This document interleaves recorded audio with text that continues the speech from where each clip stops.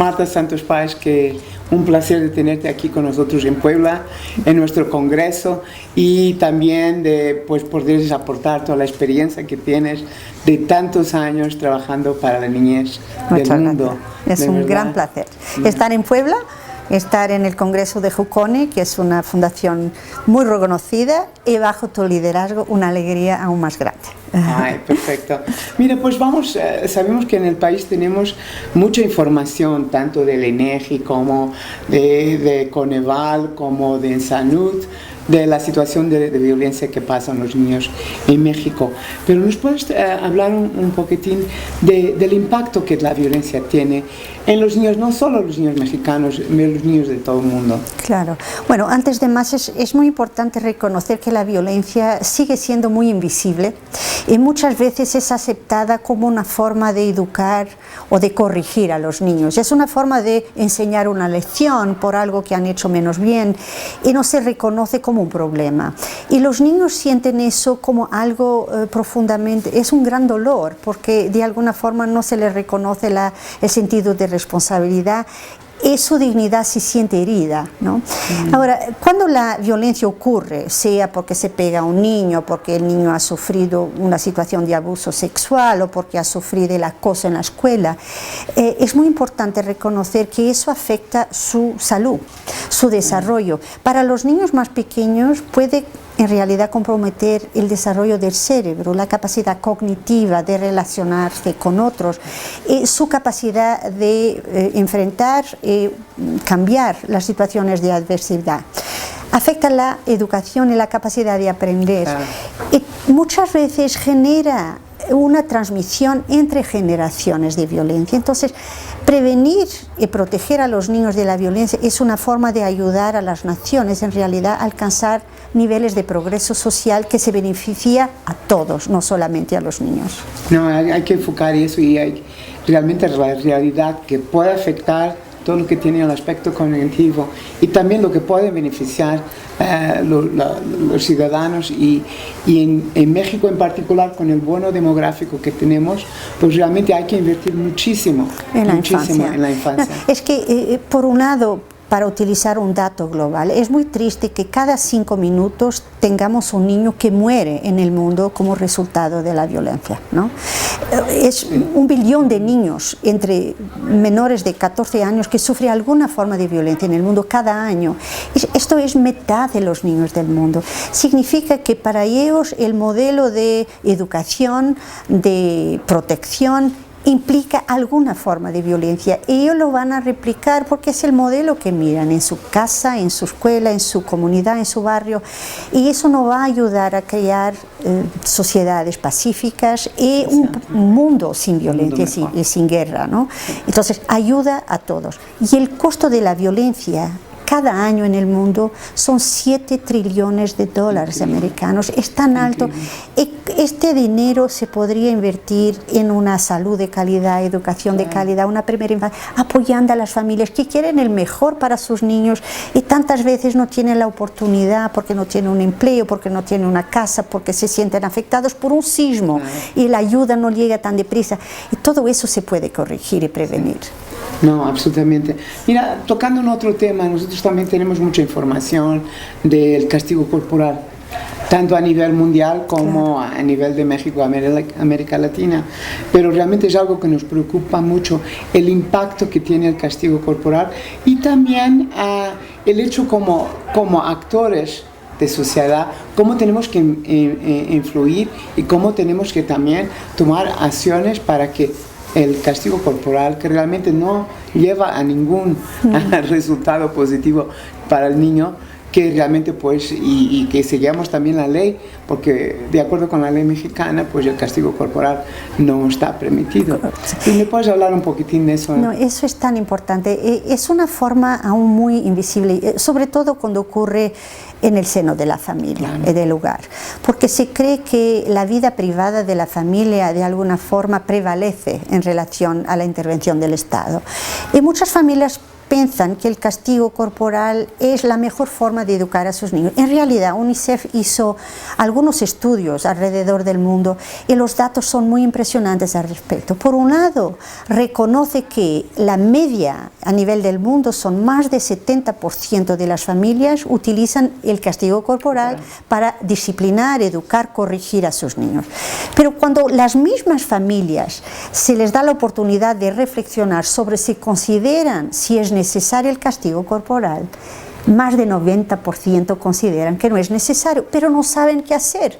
Por eso nosotros, yo sé que es una prioridad para Joconi y una prioridad para el Estado mexicano, creemos que invertir en la crianza positiva, la parentalidad positiva, dar a los padres, a las familias, las herramientas y habilidades necesarias para que puedan utilizar soluciones para orientar a sus niños, pero con respeto, con apoyo, enseñando sin crear miedo, porque los niños que sufren el castigo quizá paran de hacer la cosa menos buena que estaban haciendo, pero el hecho es que lo hacen por miedo y no porque creen que algo debería ser distinto. Exacto. Podemos cambiar.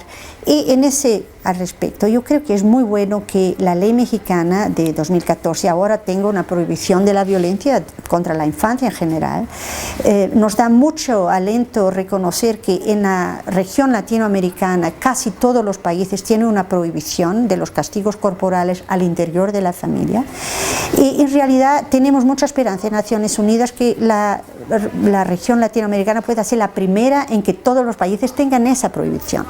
Pero lo que dice la ley es una cosa y la realidad es otra. Y tenemos que apoyar a las familias con crianza positiva, parentalidad positiva, y ahí vamos a prevenir y a corregir esa situación.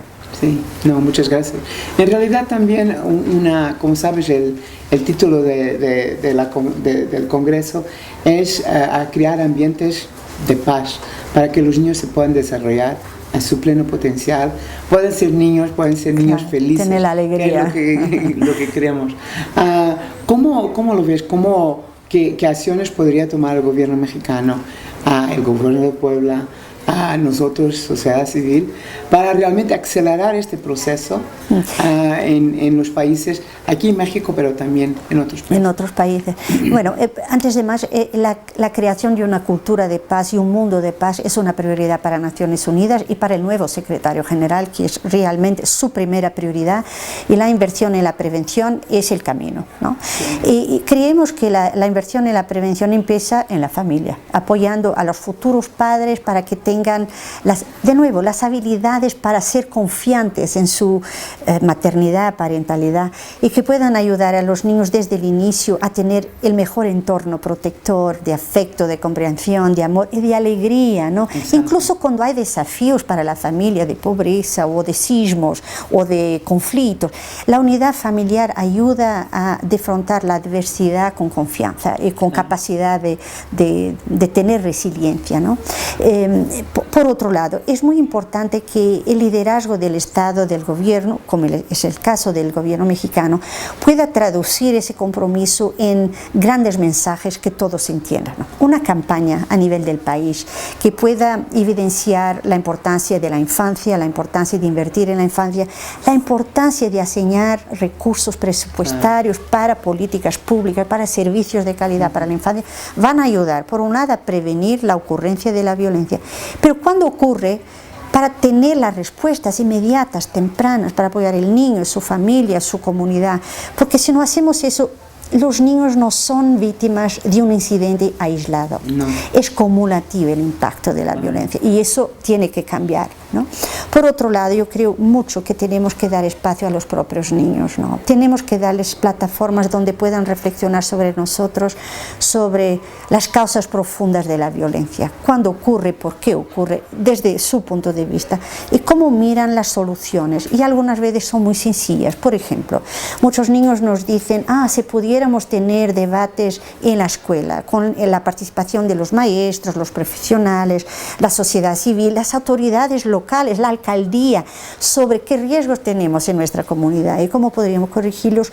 En lugar de hablar de un caso que se estigmatiza, se hablaría que cuál es nuestra corresponsabilidad en la prevención y la respuesta. Eso puede ayudar. Y la sociedad civil tiene un rol muy importante. Primero porque apoya de una forma cotidiana en las comunidades y las familias, puede crear un lazo de confianza y de respeto, y puede ser el embajador, un vocero de las preocupaciones de los que no tienen voz. Y si pensamos en los niños más vulnerados, más desfavorecidos, ellos necesitan voceros hasta que tengan la fuerza de ellos mismos poder ser el embajador de su causa. Eso puede ayudar muchísimo. Muchas gracias, ¿no? De verdad podríamos estar aquí hablando mucho por tiempo. mucho tiempo. Una pregunta también que queremos abordar sería el tema de delitos juveniles. Claro. Y de los niños que por veces a causa de que realmente no han tenido el apoyo necesario en sus familias, pues se vuelven a todo lo que tiene que ver situaciones de delito, y entran en conflicto con la ley.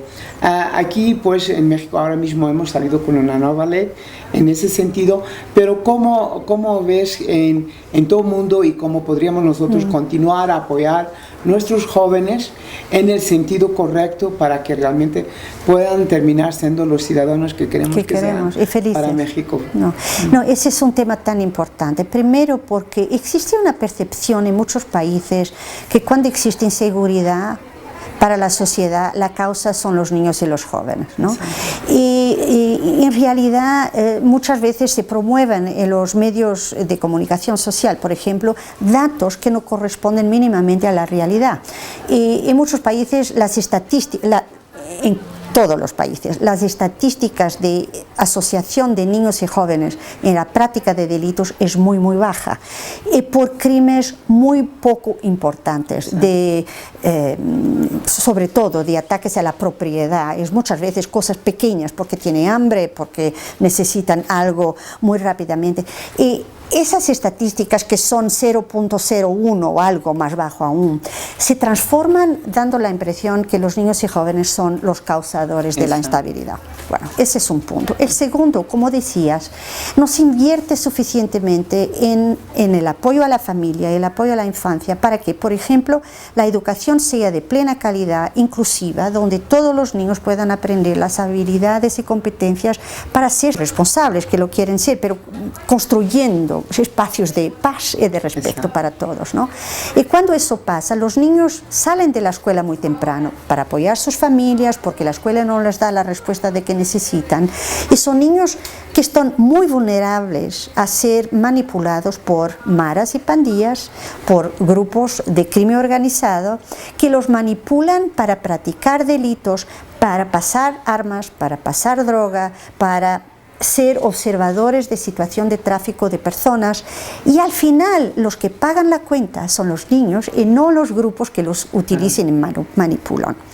Tercero punto, en muchos países vemos los gobiernos promoviendo medidas de reforma legislativa para bajar la edad de responsabilidad criminal.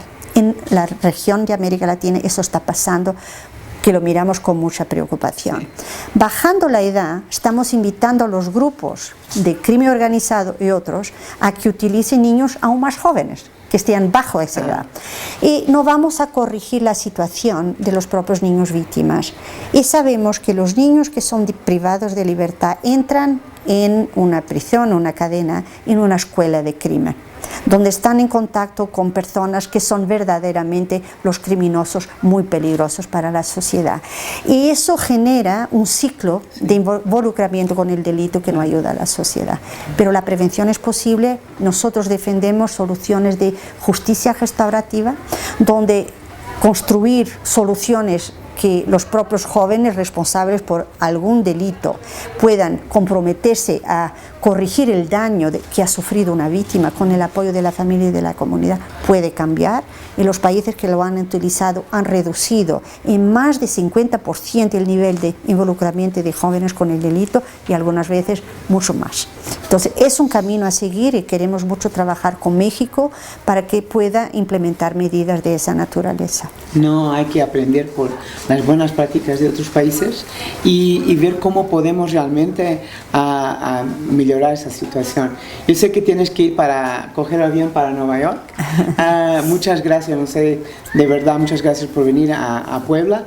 Muchas gracias por estar ayer con nosotros en el Senado también, hablando de las guías de reintegración familiar. un punto muy importante para nosotros, que es el capítulo 4 de nuestra ley, el derecho de todos los niños a vivir en familia. Claro. Y pues continuamos, espero que vengas muy rápidamente otra vez a México, y a que Puebla. Que te podemos tener aquí, y pues un placer como siempre de tenerte Muchas aquí. gracias. Muchísimas gracias, Muchas gracias, Marta. muchas felicidades Muchas para gracias. México, para Jucone y para Puebla. Y para Puebla. Muchas gracias. Muchas gracias.